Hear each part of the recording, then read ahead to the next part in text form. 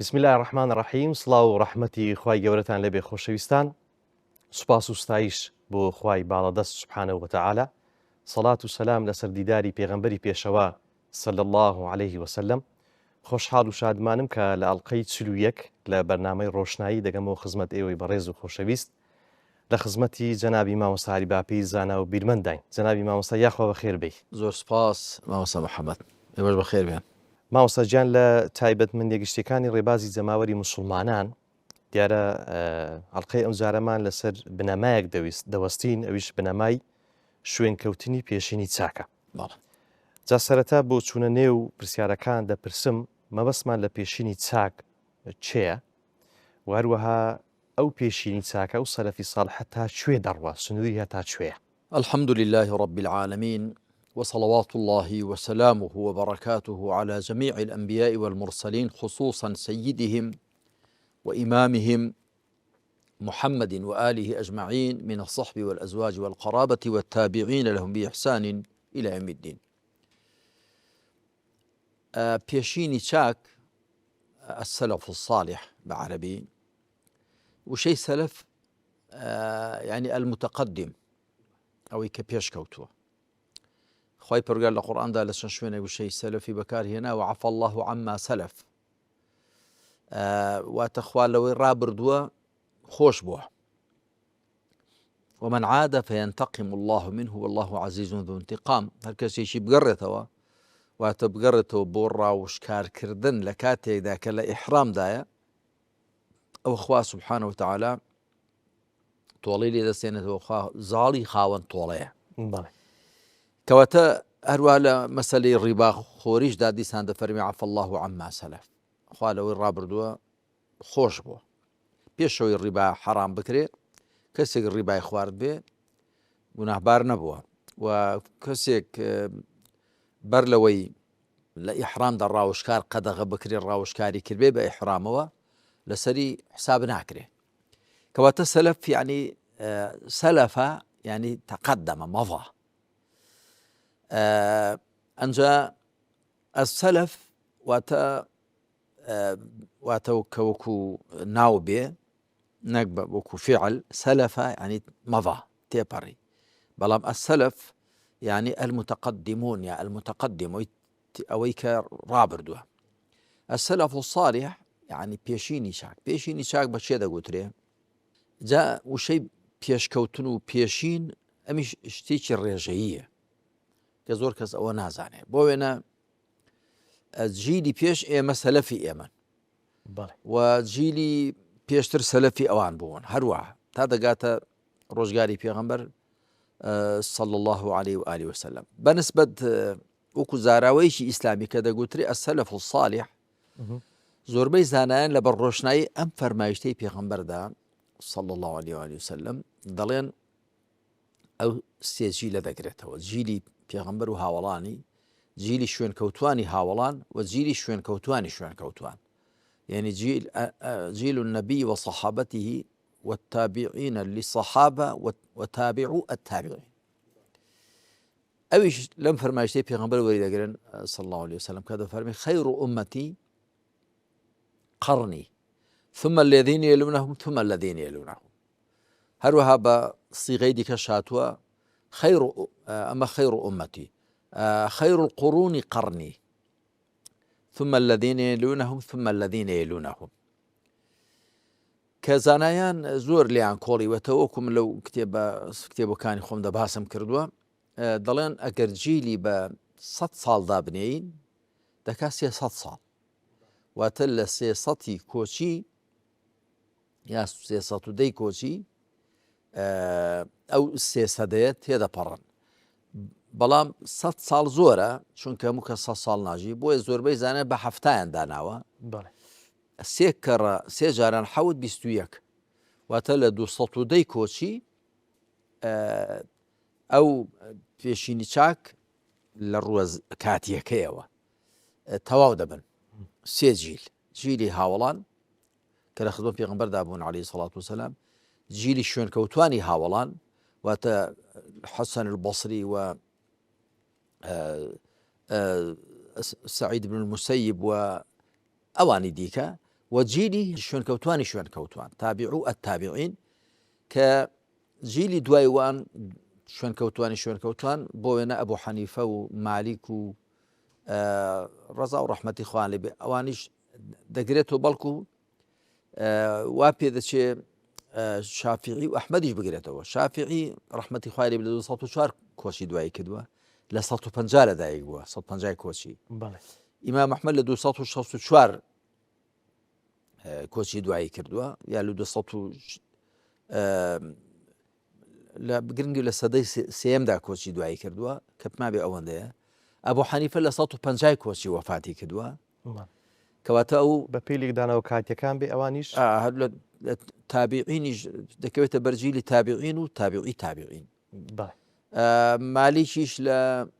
179 کۆچی وەفاتی کردووە واتە لە دوای ئەبوو حەنیفە و شافعی وەکو گوتم لە 204 ئیمام ئەحمەد لە دوای وان. کەواتە چوار پێشەوا سەرمەزەبەکان ئەڵبەتە زۆربەی خەڵک وازان هەر چوار پێشەوای هەنا بەڵام لە ڕاستیدا جعفەری سادقیش هەر لە هاوچەرخی وان بووە و زەیدیش زەیدی کوڕی عەلی کوڕی حوسەینی کوڕی عەلی ئەبی طالیب خوالیان ڕازی بێ ئەویش هەر لەگەڵ واندا هاوچەرخ بووە. بەڵکو داوودی ظاهری ئەبوو عەلی داود ظاهری ئەویش تقریبا ویشێکێکە لە سەرمەزەبەکان و سوفیان و ثەوری تەمان زۆری دیکە سەرمەزەب هەبوون. ئەبوو جعفەری تەبەری کە لە 110 کۆچی دوایی کردووە.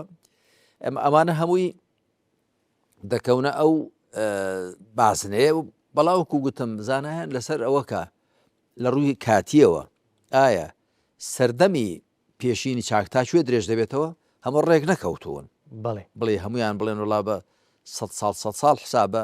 کەمیان وایان گوتووە زۆربیان دڵ 70 ساڵ حسابە. ئەمجا 70 ساڵەکە کە حسابە ئایا لەوێ شۆ سەرەتای جیلی یەکەم لەکوێوە دەست پێ دەکا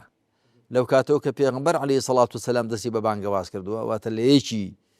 بیعثەتەوە کە لە سێنزەی بیعثەت پێغەمبەر سەڵام کۆچی کردو بۆ مەدینە یا لە کۆچکردنیەوە بۆ مەدینە حساب دەکرێت واتە لە سەرەتای ساڵی کۆچی دیسان لەوەشدا ڕازیایی هەیە. گرنگە ئەوە شتێکی ئەوە نییە بڵێین گرفت دروستکە یاخود شتێک بێ کە پەکمان لەسەری کەوت بێ. بەڵام ئەوەندە هەیە پێغەمبەر عەلەیهی سەڵات وسەلام فەرمێتی ئەو 300ەیە باشترینی ئومەت من یاخود باشترینی جیلەکانن. ئەو 300ەیە واتە جیلی هاوڵان کە لە خزمەت پێغەمبەردا صلی الله علیه و سلم شوێنکەوتوانی هاوڵان و شوێنکەوتوانی شوێنکەوتوان. ئەنجا یان تا ساڵی 210 کۆچی دەچێت تا 200 دەچێت یاخود تا 257 دەچێت یا تا کۆتایی 300 دەچێت. گرنگەوەیە لە ڕووی کاتیەوە زانان ئاوا قسەیان لێ کردو و ڕێکیش نەکەوتون هەمووی یەک ڕابن لەسەر کاتێکی دیاریکرا. باش جەماوەری موسڵمانان یاخود بۆ جەماوەری موسڵمانان زۆر باسی شوێنکەوتنی پێشینی چاک دەکەین. جا پرسیاری من لێردا ئەوەیە ئایا ئەو مەبەستەی شوێنکەوتنی پێشینی چاک ئەوەیە کە ئەوان چیان کردووە و چیان گوتو ئێمەش هەروە بکەین یاخود دەبێ قسەیەکی دیکە لەو گۆڕەدا هەیە؟ بەڵێ شوێنکەوتنی پێشینی چاک وەکو من باسم کردووە لە کتێبەکاندا واتە شوێنکەوتنی ڕێبازەکەی ئەوە شوێنێتی تێگەیشتنیان لە ئاین لە ئیسلام و شوێنێتی پابەندیان بە ئاینەوە و چۆنیەتی ڕۆشت و ئاکاریان لە نێو خۆیاندا لەگەڵ خەڵکدا لەگەڵ قورئاندا عیبادەتیان تاعەتیان تەقوایان تەزکیەیان هەروەها چۆنیەتی ئەوە چۆنێتی دینداریان چۆنێتی دنیاداریشیان دیسان بۆ ئێمە سەرمەشقن چونکە کە پێغەمبەر صلی الله عليه وسلم فەرموویەتی فعليكم بسنتي وسنة الخلفاء الراشدين المهديين من بعدي وەکو جاری کرد باسمان کردووە سنەتی بەمعنە فیقیەکەی نییە سنت لە بەرامبەری واجبدایە بەڵکو سنت بەمعنە ڕاستەقینەکەیەتی کە بریتێ لە ڕێباز السنة الطريقة سنة النبي يعني طريقة النبي کەواتە دەفەرمێ شوێن ڕێبازی من بکەون و شوێن ڕێبازی جێنشینە سەرڕاستە هیدایەت دراوەکان کە نەی فەرمووە چوار بەڵام هەموو زانیان دەڵێن مەبەست پێ 4 خەلیفە ڕاشیدەکانن هەڵبەتەن دیچان حەسەنی کوڕی عەلیشان دەخەنەگەڵێ حەسەنی کوڕی عەلی کوڕی ئەبی تاڵیب خوا لە هەمویان ڕازی بێ بۆچی دەڵێن پێغەمبەر عەلەیهی سەڵات وسەلام خۆ هاوڵانی دیکەش هەر شوێن پێغەمبەر کەوتوون کەواتە سوننەت لێرەدان بەس پێ ئەوە نییە کە لە بەرامبەری واجبدایە چونکە ئەگەر دانانی ڕێباز بێەوە دانانی ئەوە بێ کە شتێک لە بەرامبەری واجبدا هەر پێغەمبەر دایناوە عەلەیهی سەڵات وسەلام خەلیفە ڕاشیدەکان خوالیان ڕازی بێ هەر بە دوای پێغەمبەر کەوتون صلی الله عليه وسلم کەواتە کە دەفەرمێ عليكم بسنتي ربازي من والسنة الخلفاء الراشدين المهديين من بعدي وعضوا عليها بالنواجذ دانا كان تاين لسر بقرن لدستان درنيه ما بس بيش شيوي دين داري كردنو شيوي حكم راني كردنه بتايبت شيوي حكم راني كردن بوشي چونك جێنشینە سەرڕاستەکانی خەلیفەکان حکمیان کردووە کەواتە دەفەرمێت تەماشای شێوەی حکمڕانی من بکەن و شێوەی حکمڕانی جێنشینە سەرڕاستەکان بکەن کە شتی زەق لە شێوەی حکمڕانی ئەواندا هی پێغەمبەر عەلەیهی سەڵات وسەلام و پێغەمبەری خوا بووە هی ئەوانیش ڕەوایەتیان لە خەڵک وەرگرتووە خەڵک هەڵی بژاردوو ئەمە گرنگترین شتە بەڵێ ئەوە سەرەکی ترین شتە واتە حکومەکان حکمێکی ڕاوێژی بووە شۆڕایی بووە میراتی و بنەماڵەی و خۆسەپاندن و عەسکەرتاری نەبووە هەروەها لە بەیتوڵماڵیان بە هی موسڵمانان داناوە خۆیان بە وەکیلی موسڵمانان داناوە و دەستکاری بەیتوڵماڵ و خەزێنەی دەوڵەتیان نەکردووە هەروەها لە ڕووی دنیا بەکەمگریەوە و لە ڕووی حکمکردن بە دادگەرانە حکمیان کردووە بە یەک چاو تەماشای خەڵکیان کردووە عەشیرەت و بنەماڵەیان زاڵ نەکردو بەسەر خەڵکی دیکەدا بە پێچەوانەی سەردەمی موعاویە و ئەوان و دیارە موعاویە بەنی ئومەیە زاڵ کردو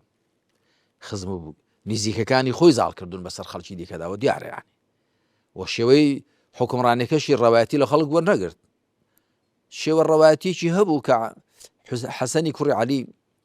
تەنازولی بۆ کرد بەڵام لە ڕاستیدا حەسەنی کوڕی عەلی بە ناچاری تەنازولی بۆ کرد کەواتە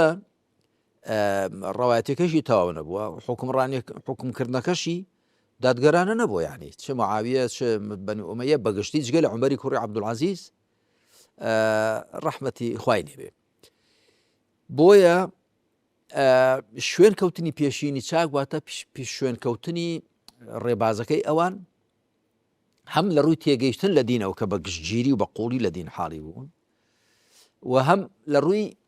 پابندیان بە دینەوە کە بە چاکی پێوە پابند بوون ئەگەرنا بریتە نیە لەوەی شوێن کەوتنی پێشینی چاک بە پێشەوانی حاڵی بوونی زۆر کەس ئەوە نیە کە ئەوان چیان گوتووە ئێمەش بێڵێنەوە یان ئەوان چیان کردو ئێمەش بیکەینەوە بۆ وێنە ئەوان چۆنیان نان خواردووە لە بڵێن لەسەر ئاوە دانیشتوون ئێستا ئەگە خەڵکێک لەسەر مێز دابنیشێ بە چەنگاڵ و کەوشک نان بخوا پێتوابێ ئەوە نان ئەوان نییە چونکە بۆچی ئەوە لە هەڵسوکەوتی دنیاییدا ئێمە پابند نەکراوین بۆ وێنە پێغەمبەری خوا صلی الله علیه وسلم ژینگەکەی وا بۆ جەزاشەی لێبەر کردووە بەرجی عەرەبی شوێنەکەیان گەرمە بۆ ئەو ئامرازانەی بەکارهێنان کە لە ژیانی خۆیاندا هەبووە بۆ وێنە بە حوشتر و بە ئێستر و بە کەر و بەوانە مەسەلەن هەموو شویان کردووە هەروەها لە شوێنی ئەواندا زیاتر خورما هەبووە بڵێن شیر هەبووە خورما هەبووە گۆشت هەبووە ئەو خواردنە زۆرا و زۆرانەی لە وڵاتانی دیکەن ئەوانە نەبوون و خواردنی دەریایی لەوێ نەبووە مەگەر چۆن کەسانێک چوبن لە دەریای سوورەوەیان لە شوێنێکی دیکەوە گەناخۆ ڕووباروشیان لەلا نەبووە کەواتە لە ڕووە دنیاییەکەیەوە ئێمە پابند نەکراوین بە دوای پێغەمبەری خوا بکەوین صلی الله علیه وسلم ئەو چی پۆشی و ئێمەش هەمان شت بپۆشین چی خواردووە هەمان شت بخۆین سواری چه جۆرە وەڵاخی و ئێمەش ئاوا بکەین هەر بە کەڵکیش نایە یان هەروەها بەچی شەڕی کردووە بە تیر و کەوان و بە شمشێر ئێمەش دیارە یانی بەڵکو لە ڕووی دنیاداریەوە وەکو جاری دیکە باسمان کردو ئەسڵ و بناغە داهێنانە، داهێنان و تازەگەری و پەیداکردنە شتی تازە شتێکی تازە هەیە. پێغەمبەر بخۆشی وای کردووە صلی الله علیه وسلم. بۆ یەکەم جار لە نیوە دوورگەی عەرەبیدا دوو ئامێر بۆ جەنگ بەکار هاتوون لەلایەنی پێغەمبەر و عەلەیهی سەڵات وسەلام هاوڵانیەوە. یەکیان ئەلمەنجەنیق، دووەمیشیان دەبابە. منجەنیق ئامێرێک بووە شتیان پێ هەڵداوە کە کوردەواری خۆمان بە زۆری لە وشەی منجەنیق بە غەڵەت حاڵین، ڕەنگە هێندێک لە مامۆستایانیش هەر بە غەڵەت لێ حاڵی بن، دەڵێ منجەنیقیان بۆ داخست یا خستیانە نێو منجەنیقەوە، زان منجەنیقەکە شوێنەکەی کە خەڵکی تێدەکەن تایبەتی بەسەرهاتی حەزرەتی ئیبراهیم عەلەیهی سەلام. منجەنیق ئیبراهیمیان خستۆتە نێو منجەنیق بۆ ئەوەی هەڵیدەن، نەک منجەنیقەکە شوێنی ئەشکەنجەدانەکە بێ. ئاگر و بەرد و ئاسنی قورسیان بە منجەنیق هەڵداوە، هەر ڕۆک وەک مەدفەعی ئێستاوا بووە، قەڵایان پێ ڕووخاندووە. جای ئەو ئاگری بۆ ئیبراهیمیان کردوەوە ئەوەندە مەشخەڵانی بەرز بوو کەس نەوێرا بچێتە نزیکی. بە منجەنیق ئیبراهیمیان خستوتە نێو منجەنیق وەکو دوودا لاستیقێکی گەورە، ئەمجا هەڵیانداوە بۆ سەر مەشخەڵانی ئاگرەکە. ئاوا بووە. مەبەستم دەبابەش یەکەم جار لەلایەنی پێغەمبەر و عەلەیهی سەڵات وسەلام سوپایەکەیەوە بەکار هات. دەبابە شتێک وەکو ڕەوڕەوە پێچکەی هەبوون، تەختە بووە، چەند جەنگاوەرێک تەختەی بەسەرەوە بوون، چەند جەنگاوەرێک چوونە نێوی بۆی کە لە سەرڕا لە سەر قەڵاکەوە بەرد و ئاسنیان بەسەردا باراندن، چوەوان ویستوێنە قەڵا بڕوخێنن دەرگاکەی بگرن، ئەوانیش ئێشکچەکان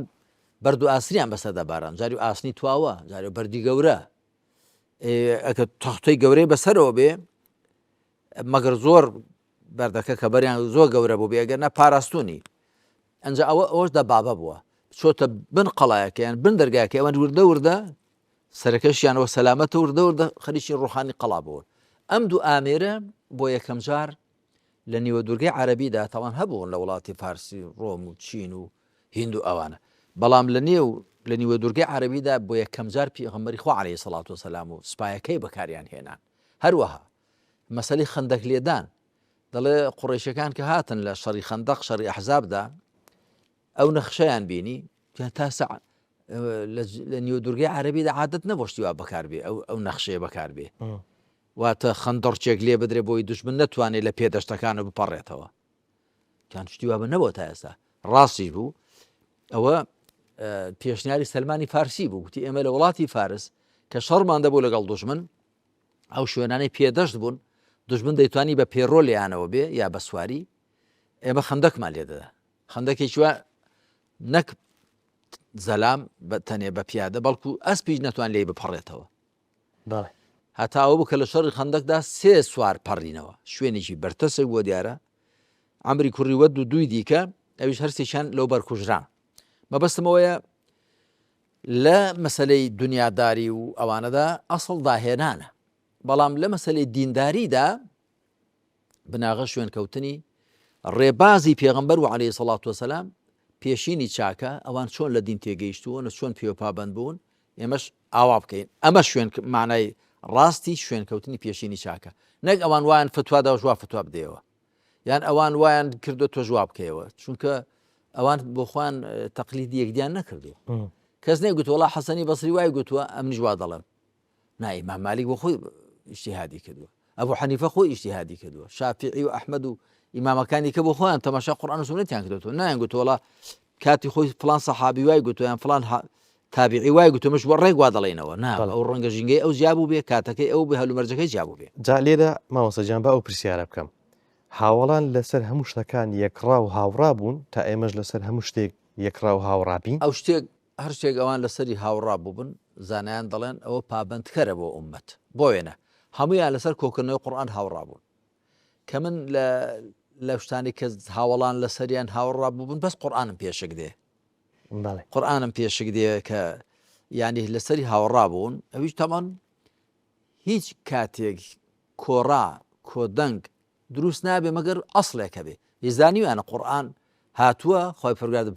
بە قورئانی ناوهێناوە، بە کتابی ناوهێناوە، معناوە دەبێ بخرێتە نێو دوو توێی دوو بەرگەوە. با پێغەمبەر عەلەیهی سەڵات وسەلام لە ڕۆژگاری خۆیدا نەیکردبێ لەبەر چی؟ لەبەر هەر پەیتا پەیتا ئاەتدا دەبەزین، جاگە خزبانیوان دوو بەرگەم جار دەبێت دوو بەرگەکان تێک دابان ئاەتی کە سوورەتی دیکە دابەزیون، هەتا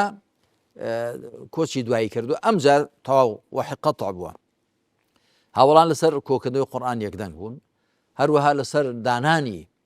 جێنشین بۆ پێغەمبەری خوا صلی الله عليه وسلم. بەڵێ لەسەرەوە کە کێوێ ڕازیا بوون، پشتیوانەکان دەیانگوت یەکێ لە پشتیوانان بێ، کۆچکەران دەیانگوت دەبێت لە کۆچکەران بێ، هندێکیان گوتیان نا با دوو ئەمیر هەبنی یەکێک لەوان و یەکێک لەوان، دوایی هەموو هاتنە سەرەوەی کە نەخێر دەبێت یەکێک بۆ یەکەکەش لەسەر ئەو بەکر ڕێکەوتن. واتە لەسەر ئەسڵی دانانی جێنشین بۆ پێغەمبەر صلی الله علیه و سلم یەکدەنگ بوون، بەڵام کێبێ و کێ نەبێ مشتومڕیان لەسەری بوو، دوایی ئەوە بوو کە لەسەر ئەو بەکر کۆبوونەوە زۆربەی هەرە زۆریان، چونکە هەند چەندانەیەکیان بەیعەتیان بە ئەو بەکر نەدا خوا لێ ڕازی بێ، وەکو سەعدی کوڕی عوبادە و لە سەرەتاوە عەلی کوڕی ئەبی تالیب و هێندێکی دی. بەڵام دە دوارە عەلی و ئەوان خوالیان ڕازی بێ گەڕانەوە، سەعدی کوڕی عوبادە بەیعەتی بە ئەو بەکر هەر نەدا، کە لە ڕۆژگاری خۆیدا سەرۆشی هۆزی خەزرەج بوو، کەسی نەگوت دینەکە نوقسانیە بۆ بە هەر حاڵ بۆ چوونی وا بووە، بەڵام خۆ دیارە لە قسەی ئەو بەکر دەرنەچوە خوا لێ ڕازی بێ و پێچەوانی دەوڵەتی ئیسلامی نەجۆڵاوەتەوە. مەبەستمەوەیە شتێک ئەگەر هاوڵان لەسەری یەک ڕابوو بن پابەندکەرە بۆ هەمووان، بەڵام کە یەکڕا نەبوو بن ئەبوو حەنیفە وشەیەکی هەیە دەڵێ هم ریجال و نەحن ریجال، ئەگەر ڕازیا بوو بن تەماشایان کردو کابرا کام ڕای بەدڵە لە هی هاوڵان، یەکیان وای گوت و دیکە وای گوت، بۆ وێنە هەندێک لە هاوڵان ڕایان وا بووە کە لە کاتێکدا ئاوت شنگ نەکەوێ تەیەموم دروست نیوە بۆ نوێش، کتانەوە تەنیا بۆ ڕێبوارە یا لە کاتێک لە دوژمن بترسێن، وإن خفتم أن يفتنكم الذين كفروا فليس بنسبة كردکردنەوەی نوێژەوە بنسبة تەیەمومەوە فلم تجدوا ماء، كانوا هەندێک حاڵەتی تایبەتە، بەڵام ڕایان وا بوو کە تەیەموم بۆ خۆشوەردن دروست نییە، واتە دەست بە ڕووی زەوی دابێنی و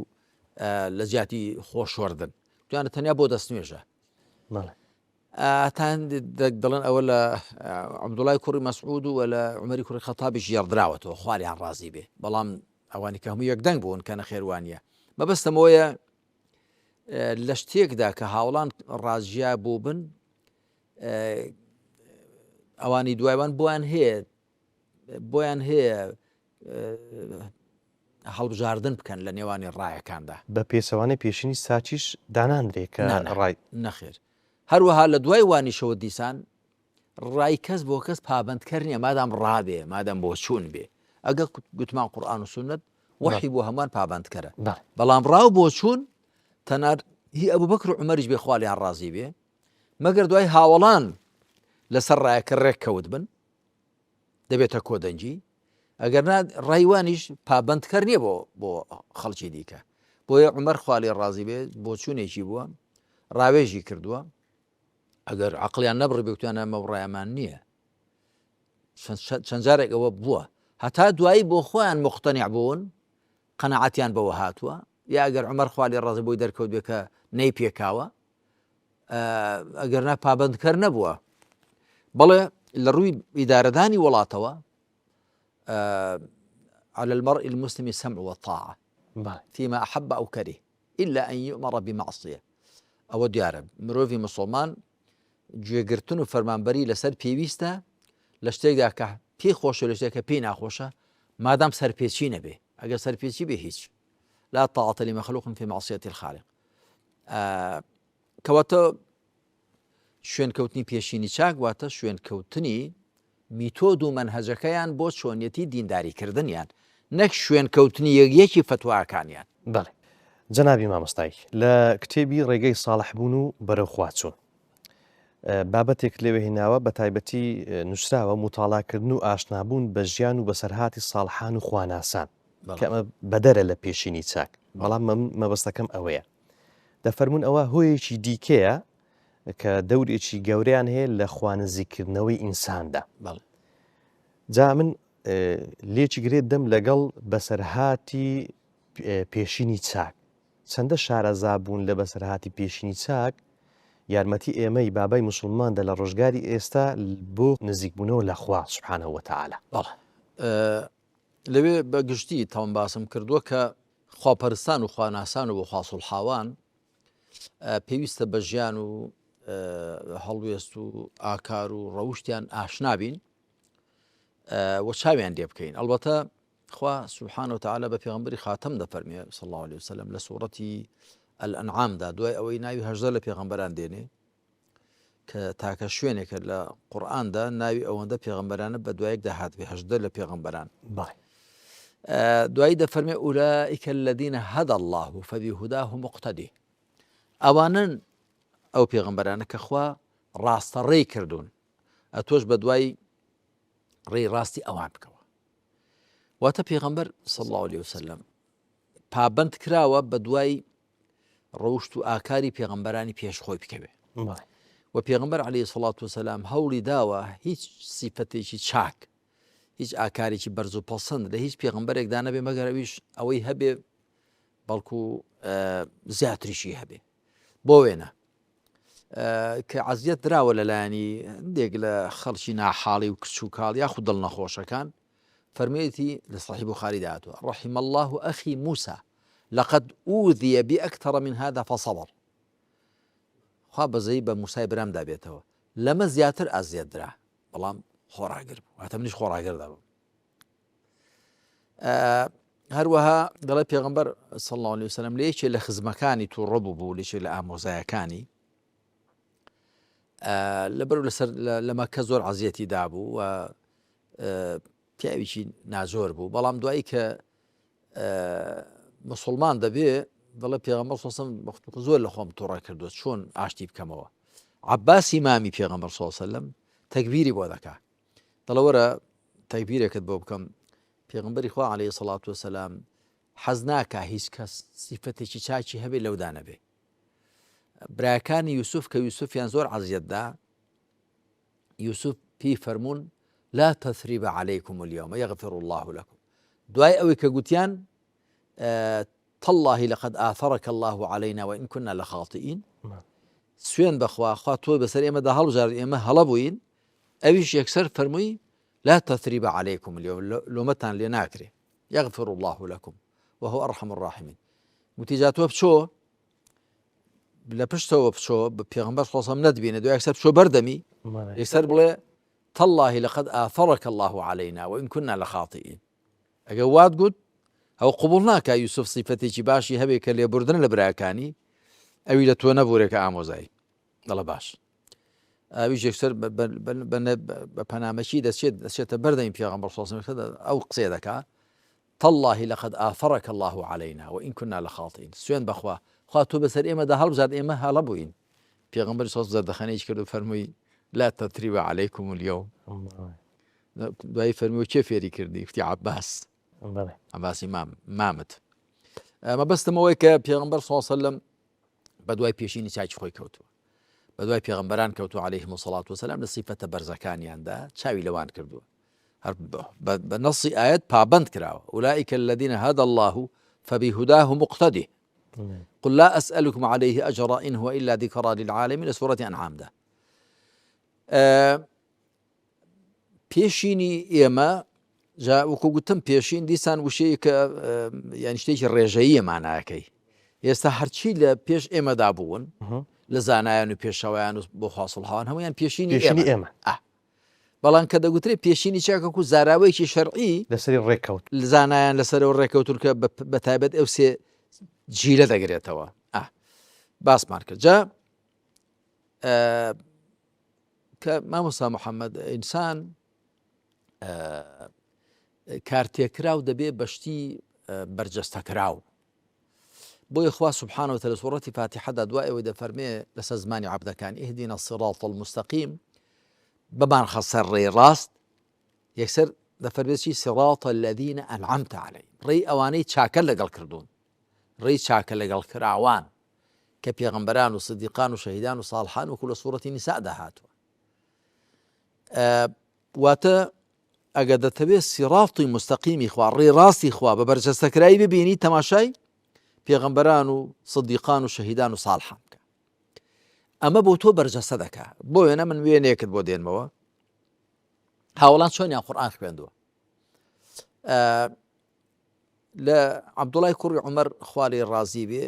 خوالیان ڕازی بێ ژێڕدراوەتەوە من لە تەفسیری سوورەتی ئالی عیمراندا هێناوە لە تەفسیری واتەیە کە دەفەرمێ لن تنالوا البر حتى تنفقوا مما تحبون وما تنفقوا من شيء فإن الله به عليم دەڵێ ڕۆژێک یەکێک دەڵێ چاودێری عەبدوڵای کوڕی عومەرم کرد خوالیان ڕازی بێ قورئانی دەخوێند گەیشتە ئەو ئایەتە لە سوورەتی ئالی عیمران مصحەفەکەی پێکوە نایەوە چۆ ماڵێ هاتەوە دەستی پێکردەوە دەڵێ هیچ نەمزانی چیشێکی هەبوو لە ماڵێ دوایی کە قورئان خوێنەکەی تەواو کەوتم ئیمام گەیشتی ئەم ئایەتە و مصحەفەکەت پێکەوە نایەوە و شوێ ماڵێ و هاتیەوە دەست پێکردەوە ئەوە چی بوو وتیەوە گەیشتمە ئەم ئایەتەکە دەفەرمێن ئێوە ناگەنە پلەی چاچی هەتا شتێک کە زۆر حەزی لێ دەکەن خۆشتان دەوێت نەیبەخشن ئەمیش قاتێکم هەبوو لە ماڵە جلێکم هەبوو پۆشاچی زۆرم حەز لێ بوو چووم دیارە بە خێزانی گوتۆ بە کوڕشی گوتۆ بۆ فڵان کەسی بەرە چوون بەخشیم و ئەمجا هاتمەوە ئاەتەکانی دیکە بخوێنم ئەمە وەختێک کە تۆ ئەوە شتێکی ئاوا دەبینی کەواتە قورئان دەبێ ئاوا بیخوێنی و کاری پێ بکەی کە خوای تعالی لە سوورەتی البەقەرە دەفەرمێ الذين يتلونه حق تلاوته أولئك يؤمنون به ئەوانەی کە وەک شایستەیەتی دەیخوێنەوە وەک شایستەیەتی دەیخوێنەوە واتە کاری پێ دەکەن جێبەجێ دەکەن بیان بۆ وێنە لە ژیانی لە پێشەوایانی لە عاریفەکان و خواناسەکاندا هاتووە دەڵێ ڕۆژێک کابرایکی نەفام دەگاتە هیچ یەکیان قسەی ناخۆشی پێ دەڵێ هەمیشە خەڵکی حاقید و حاسید و خەڵکی بغزاوی و خەڵکی دڵنەخۆش هەر هەیە قسەی پێ دەڵێ ماوەی قسەی پێ دەڵێ گوێ بۆ دەگرێ ماوەی گوێ بۆ دەگرێ دوای کابرا لێ دەبڕێن قسە خراپەکانی لێ دەبڕێن دەڵێ دەی وەڵامم دەوە دەڵێ وەڵامت دەمەوە دەڵێ بەڵێ دەڵێ وەڵام بکەم ئەوەیە ئەگەر ڕاست بکەی خوا لە من خۆش بێ ئەگە هەموو مصیفەتە خراپانم تێدا بن خوا چاکم کاو لێم خۆش بێ ئەگەر درۆژ بکەی خوا لە تۆ خۆش بێ دەڵێ ئاخر وەڵام دەوە دەڵێ وەڵامەکەرەوەیە لە هەردوو حاڵاندا خوا لێمان خۆش یان لە من یان لە تۆ مەسەلەن لە ژیانی حەسەنی بەسڕاییدا هاتووە ڕەحمەتی خوای لێبێ دەڵێ کابراک هەبوو زەمی دەکرد ڕۆژێک خادیمێکی خۆی بان کرد یەک بەرچنە زانی چییە سەبەتەیەکی گچکە بووە یەک بەرچنە میوەی جۆرا و جۆر دی ئەو میوەی و کاتی هەبوو بۆی دەپێچێتەوە دەڵێ ئەوە بە دیاری بی بە بۆ فڵان کەس بڵێ حەسەن بۆی ناردی حەسەنی بەسڕایی تامە کابرا ئەوانی لێوێ دەبن دەڵێن قوربان نەتبیستوە زۆر زەمی تۆ دەکات دەڵێ بەڵێ دەزانم ئەی دەڵێن تۆ چۆن وا دەکەی دەڵێ وەڵا ئەو چاکەکانی خۆی بۆ من دەنێرێ خۆم شتێکی هەر دەیە بۆ بنێرم دەڵێ کە کابرا پێی دەگا دەڵێن ئەوە لە حەسەنی بەسڕایی ئەو دیارێت بوات و زۆر خەجاڵت دەبێتەوە جامن لەخوا بەزایمی ئەو شتانم کردوون بۆ خۆم بەڵام ناڵم لەگەڵ کێ نەک جارێکیش ئەو شتانە کە کابرا زانیمە حقد و بوغزی هەیە ڕقی لە من هەڵدەسێت و ئەوانە بە شێوێک لە شێوەکان بەسەرم کردوتەوە بەبێ ئەوەی کە بەسەر خۆشم نییە ناوە لە بەرامبەری ئەوەدایە چاکت بۆ نردووە نا چونکەوە حەسەنی بەسڕایی دەڵێن وای گوتووە بە هەر حاڵ مەبەستم ئەوەیە پێشینی چاک ئەوکو گوتم هەموو ئەوانەی کە ڕابردوون لە پێش ئێمەدا دەبێت ئینسان تەماشای کردەوەکانیان بکە یا بۆ وێنە عیبادەتیان چۆن بوو ئێستا هیوا هەیە مەسەن نوێژ دەکا مامۆستا محەممەد هەیە مەسەن ڕۆژوو دەگرێ بەس ڕۆژوگرتنەکەی لە هیچی خراپەی ناجێڕێتەوە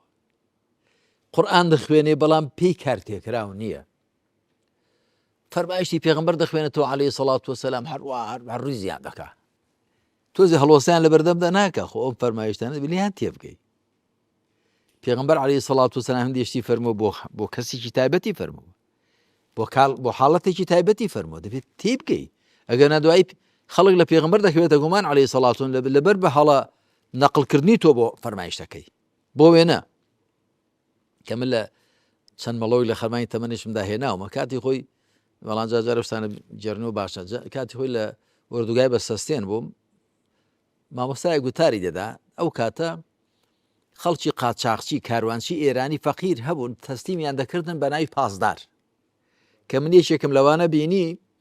توی لە مووسڵ 9 ساڵ سەجن کراو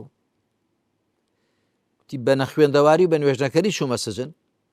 مەلا بوو لە شوێنێک بینیم لە گوندی میرشێخ حەیدەر لە تەنیش سەردەشت ئەمیشتم ئەتۆت لە کوێت خوێن چۆن بووە مەلاوتی وڵای من زۆر عجایبە ئەمر کاروانچێکی نوێژنەکەری نەخوێندەواری نەشارەزا بووم ژیرام بە ناونیشانەوەی کە من پازاریش نەبووم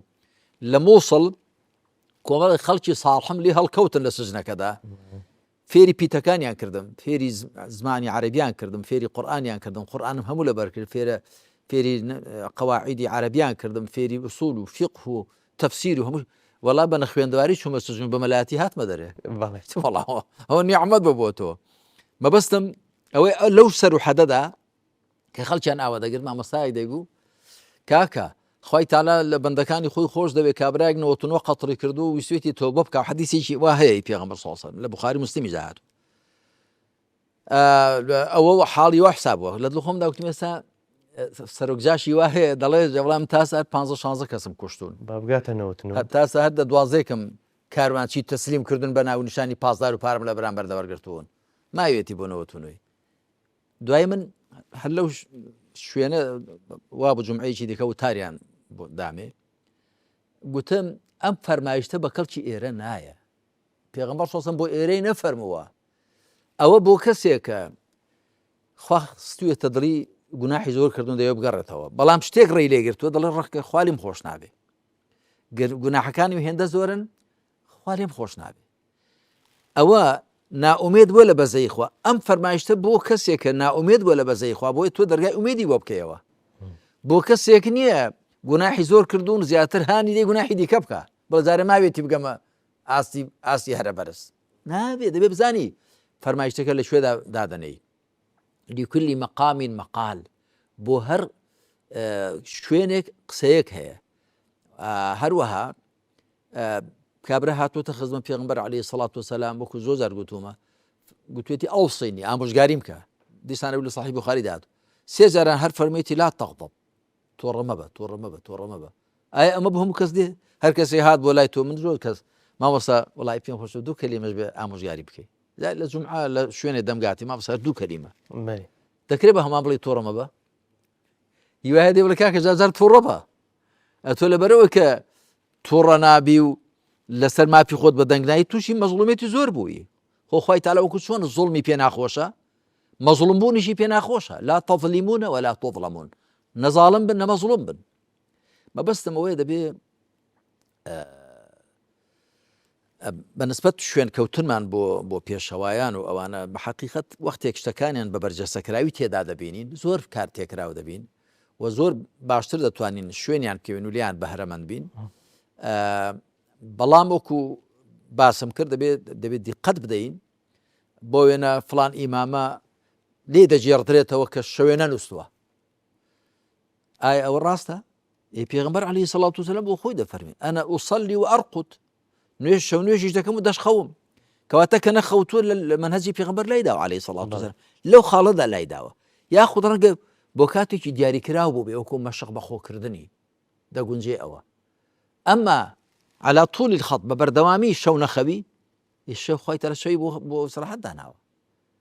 وجعلنا نومكم سباتا وجعلنا الليل لباسا بەڵێ جەنای مامۆستای هەر لەوێ لە ڕێگەی ساڵح بوون و بەرە خواچوون لەو کتێبە تاکید لەو بابەتە دەکەمەوە مەترسیەکت باس کردیە طبعا دەقەکە لەبەرەوەی بە شێوەیەکی ئەدەبی زۆر بەرز نووسرایە جا حەز دەکەم هەڕاست بیخوێنمەوە جا پرسیارەکە بکەم بەڵێ کە نووسوتە بەڵێ بەسەرهاتی بۆ خواژیاوان بە ئاسمانی بەرزی مێژوی خواناسیەوە بۆ بابای موسڵمانان وەک ئەو ئەستێرە پرشنگدارانە وایە کە لە شەوی تاریک و تەڵەمدا بۆ بابای ڕێبوار دەبنە نیشانە و دەلیل و جێگەی ڕێگەی خۆیان پێدەدۆزنەوە ڕێ لێ تێک ناچێت بەڵام گرنگ ئەوەیە ورد و وریا بێ و گوڵە ئەستێرە و ئاوڕۆچکە خۆی لێ نەکەنە مانگ و ڕۆژ و ئەستێرە و بە دوای کڵاوی خوار نەکەوێ لە تەڵە و داوی ئینسانی زڕ و ناڵەبار نەکەوێ نووسینێکی ئەدەبی بەرز چۆن من ئیستیفادەم کرد حەزم کرد خەڵکیش سوودەکەی لێ گوڵە ئەستێرە دەزانی چییە؟ بەڵێ گوڵە ئەستێرە نەوەکرد لە حاشەکەش ئەوە نووسیوە بەڵێ ئاوروچکەش ینی تۆزە ئاگرێک ئەوەش بە حاڵی نەبێت یعنی مەبەستەمەوەیە کە من عەفوەن پرسیارەکەم لەوە بوو یعنی ئەو مەترسیەش هەیە کە بە دوای پێشینی چاکەوتن کەسێک پێ پێشینی چاک ڕێت لێ تێک نەچێت. بەڵێ ڕاستە هەر ڕاستە جا ئەمە هەم بۆ پیشینی چاک هەم بۆ پاشینی چاک ینی بۆ هەمان هەروە بۆ سەلەف و خەلەف ڕازەکە. ئێستا من هێندێک کەسم ناوی هێندێک خەڵک دەبیستم کە بەڕاستی نە تێگەیشتنەکەی وایە، نە تەقوایەکەی وایە، نە سلووکەکەی وایە، خەڵک تەماشای بکە ئەوەندە گەنج و لاوشتی بە دەوری خۆ ئاڵاندوون و واشیان وادار دەکا هەر ئەو لە دین تێگەیشتووە و هەر کەسێکی بۆی باسکەن ڕاستوسە پێشی بەسەردا دێنێ. ێ بەوانە بۆ شوێ دەبێت تو بۆ خۆت بەڕێ نازانی، تو بۆ خۆت نوقسانی، نە ئیمان و عەقیدەکەت تەواوە، نە عیبادەتەکەت تەواوە، نە ڕەوشت و ئاکارت تەواوە، نە دڵ و دەروونت تەواوە. تو جارێ هەر دەبێ بچی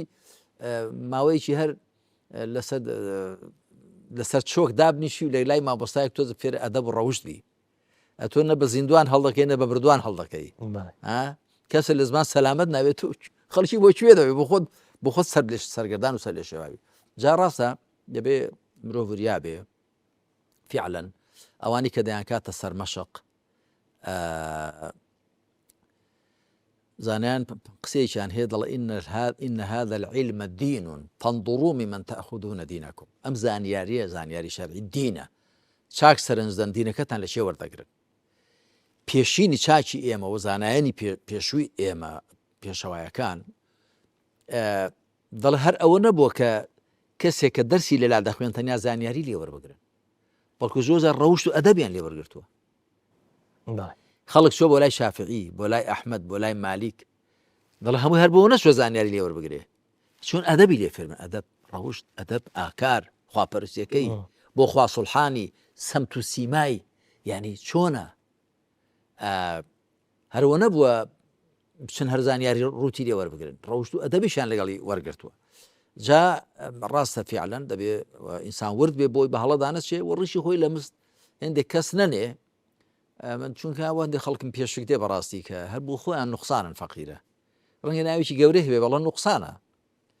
یعنی دڵ و دەرونی بەرامبەر بە مسڵمانان تەواو نییە، دڵ و دەرونی بەرامبەر بە زۆر لە زانایان زۆر لە خەڵکی بۆ خوا سوڵحا چ زیندوو چ مردوو تەواو نییە،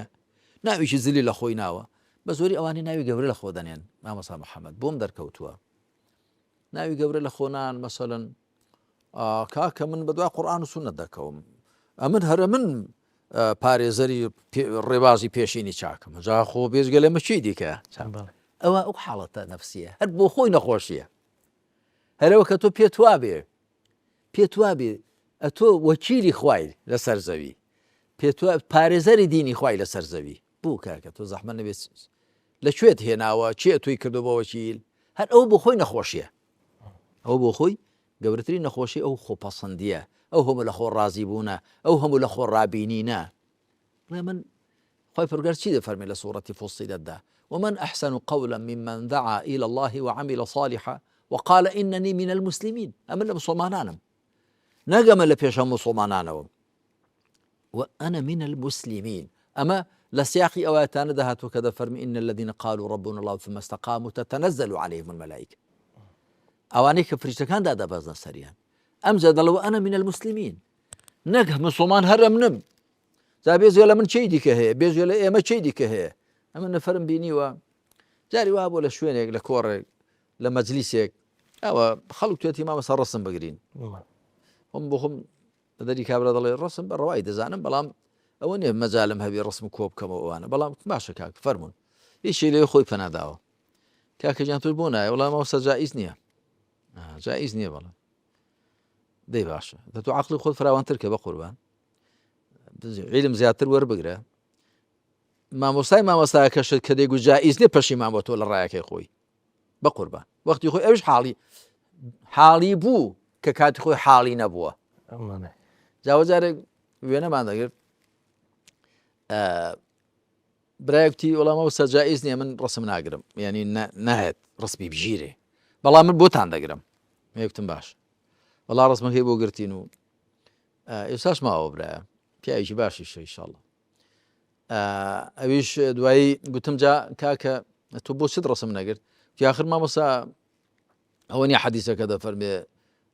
هەلەکە المصەویڕون اینجا خۆکتم نەیفەرمووە هەلەکە المصورون هو مصورة اسم فاعلة يعني وێنەگران ئەگە فەرمای وێنەگیراوان مصور بوو تی یەکتم ێستا بەسە تۆ بە هیلاک دەچی ئەتۆ وێنەت گرتی ئەمە وێنەمان گیراوە دوای وتی وڵی مامەسە حاڵی نەبوو دەکتم کە حاڵی نەبوو جا مڕاجعی هەمووی بکەوە کاک وڵی ئەگە بزانم بە هیلاک دەچین چ بیگرم چ ڕسمم گیرێ نایگرم بەسە من پێغەمبەر سڵاس لەگەڵ ئەوەی نەبووە گیانەکەم لەگەڵ ئەوەی بۆ کە پەیکەر و بتیان تاشییان وێنیان دروست کردو وێنی پەرسراوەکانیان دروست کردو بەڵام سەت و هەر وێنەی خۆتە ئەوەی کە خوا خوڵقاندوێتی هەر وێنەی ئەوە شتێکی دیکە نییە بەمەستم ئەوەی فعلەن دەبێ ئینسان وریابێ هەر لە خۆڕە بە دوای خەڵک نەکەوێ دەبێت چاک چاوبرد کاتەوە کە برە شایستە بێ بەڕێ بزانێ وەکو ئەهلی تەسەوف دەڵێن قد سلك الطريق ثم عاد ليخبر القوم بما استفاد ڕێەکەی بڕیوە و گەڕاوەتەوە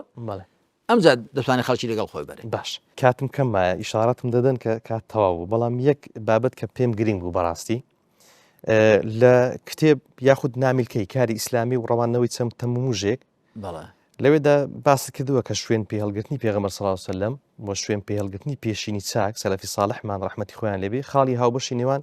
سەرجەم موسڵمانانە ئەنجا هەر لەوێدا مامەسە بە ئەوشی گرێدەم باست لەوە کردبووە لەوێندەر کە شوێنکەوتنی ئێمە بۆ پێشینی چاک ئێمە بێ ئیحتیاج ناکە لە بەکارهێنانی عەقڵی خۆمان کە دیارە ئەو کاتیش ئەویان وەکو ڕەخنە ڕوبەڕووی جەنابەت کردەوە ئەگەر لە مودەیەکی تیشکێکی بخێسەر وڵا هەر بە کورتی ئەوە دەڵە من جارێک تەمەەن ئەو شتانم دایم گوتووە یا جارێک نامیلکەیشیان لەسەر منووسی بوو دێ خەڵکی نەوەندەزانین چێشن هەر ئەو قسەیشی منیان کردبوو بەمان شێتی بە ناو نیشانی نامیلکەکە شوێنکەوتنی قورئان و سونەت ئێمە بێنیاز ناکا لە بەکارهێنانی عەقڵی خۆمان جانیشانی پرسیاریشیان دانابوو ینی قسەیەکی زۆر ناشەرعی و عەجایبی بوو خۆوە هەروایە دی خوای تەعالی وێ دەفەرمێ وأنزلنا إليك الذكر لتبين للناس ما نزل إليهم ولعلهم يتفكرون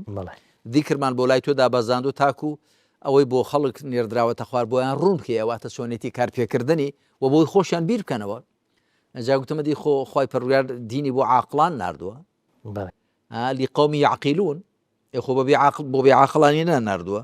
ئەمجا خۆ تۆ بە عەقڵەوە لە دین تێدەگەی خۆ بە بێعاقڵ لێ تێناگەی ئەمجا زانایان دەڵێن العەقل مناط التەکلیف مناط واتە پێ هەڵواسراو ئەوەی کە ئەرکدارکردنی پەیوەستە بریتێ لە عەقڵ بۆیە شێت و منداڵ و ئەوانە ئەرکدار ناکرێن مکەلەف نین چونکە ئەو عەقڵیان نییە کە تەکلیف و کارپێسپاردن پێوە پەیوەست دەبێ گومانی تێدا نییە کە ئێمە پێشینی چاک بۆ ئێمە سەرمەشقن پێشانمان دەدەن پێشانیان داوین خوا پاداشتیان داتەوە بەڵام مەرجنی ئێمە وەکو تووتی هەرچی ئەوان گوتانە دووبارەی بکەینەوە ئیمامەکانی ئێمە هیچیان وایان نەکردووە نە مالیک لەگەڵ ئەبوو حەنیفە وای کردووە نە ئەبوو حەنیفە لەگەڵەوانی پێشخۆی نە شافعی لەگەڵ مالیک کە قوتابی مالیک بووە نە ئەحمەد لەگەڵ شافعی وای کردووە نە هیچ ئیمامی لەگەڵی پێشخۆ وای نەکردووە بۆ کتێری ژینگەکە گۆڕا و بارودۆخەکە گۆڕا و هەلو مەرجەکە جیایەوە من بە زۆریشی بیر دەکەمەوە بە زۆریشکە لەو ئاەتە تێدەگەم ئەوە ڕاستە کە تۆ بێنی بەهرەوان وەربگری بەڵام عەقڵی خۆشت بەکاربێنی چونکە ڕەنگە ئەوەی لە سەردەمی تۆدا ڕوودەدا و دێتە پێش لە سەردەمیواندا نەبوو بێ تاکەوان قسەی لێ بکەن و ئەو دەرمانەی ئەوان گرتویانەتەوە بەو نەخۆشیانی ڕۆژگاری خۆیان لە سەیدەلێ قورئاندا ئێستاش تێیدا ماوە تۆش دەبێت بۆ ئەو نەخۆشیانی ڕۆژگاری خۆ بۆ پرسیارەکانی ڕۆژگاری خۆت وەڵامی تازە دەربێن لە قورئان و سونەت ئەگەرنا ئەوەشم هەرگوتووە وەڵامە کۆنەکان بە کەڵکی پرسیارە تازەکان نایەن لەو بوارەدا کە گۆڕانکاری تێدا ببێت زۆر سوپاس دەکەین جەنابی مامۆستا عەلی باپیرزانە و بیرمەن کە لە ئەڵقەی 41 لە بەرنامەی ڕۆشنایی بەناونیشانی شوێنکەوتنی پێشینی چاک لەگەڵمان بووی سوپاس دەکەین سوپاس بۆ ئێوەش سەلامت زۆر سوپاس بۆ ئێوە بەڕێز و خۆشەویستان سوپاسی هاوکارانم دەکەم تا ئەڵقەیەکی دیکە بەخوای گەورەتان دەسپێرم والسلام عليكم ورحمة الله وبركاته.